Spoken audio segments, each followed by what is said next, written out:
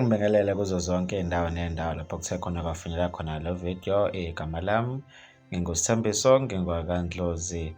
Kanti wembukele engikuphathele zona kuleli hora zimi kanje. Akabange safika ekhaya owesifazane oshayiswe imoto abengayiboni ezisithe ngesambulela.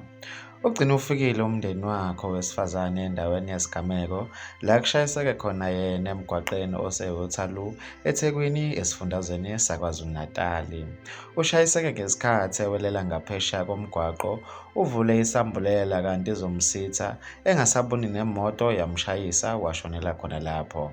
Kanti wembukela bezimo eziphuthumayo babizelwe endaweni yesigameko bafice sethule lo muntu engasanyakazi. Mbukeli, udaba lobuhlungu kakhulu lolu.